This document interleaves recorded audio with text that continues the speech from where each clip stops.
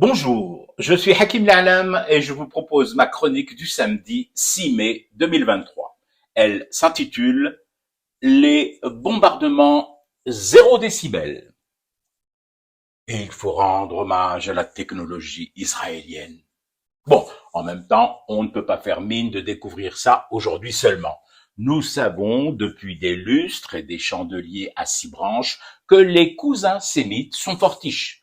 Même si là, dans le cas présent, le matos est signé Made in America. Reste qu'ils sont fortiches. Ça, personne ne me l'enlèvera de la tête. Prenez leurs avions, les bombardiers. Eh ben, ils peuvent décoller de leur base, aller sur une cible civile, lâcher des bombes, tuer et blesser des civils, forcément, et raconter au peu de monde qui aurait pu accidentellement entendre quelques légers frémissements dans le ciel qu'ils ont juste nettoyé un peu fort chouïa bzef un nid de terroristes.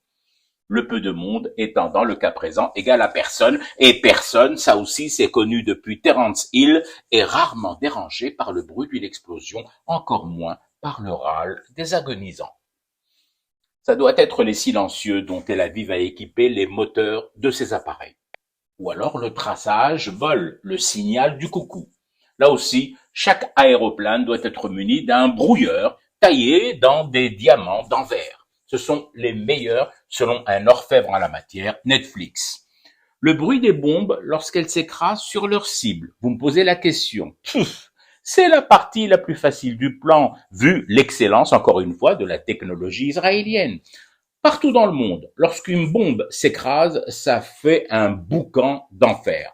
Sauf dans le cas très précis où sur le missile, il y a peint l'étoile de David. Là, phénomène étrange, tout le monde devient subitement aveugle et sourd. Et tu vois se former de très longues queues devant les franchises à Flelou, la consultation et l'appareillage étant miraculeusement pris en charge par l'économe qui organise le dîner du CRIF. C'est comme ça, c'est magique.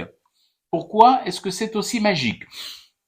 Parce que vois-tu, une fois que les gens sourds et muets qui peuplent notre terre recouvrent vite la vue et l'ouïe, grâce au matériel offert Fi Sebil Elohim, ils entendent mieux, beaucoup mieux, très mieux même.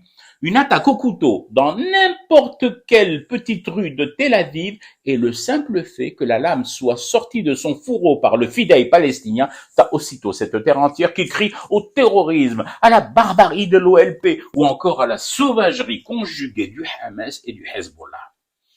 Je ne sais pas à quoi est due cette capacité exceptionnelle à percevoir tout ça. Bon, j'ai peut-être des pistes, mais l'armée sioniste est bien capable de les emprunter, mes pistes, pour aller bombarder encore et encore. Alors, appelons cela, pour le moment, et en attendant mieux, l'effet Pegasus. Et fumons du thé pour rester éveillé à notre cauchemar qui continue. C'était Hakim La'alam, je vous retrouve demain pour une autre chronique et une autre façon de dire son amour à l'Algérie.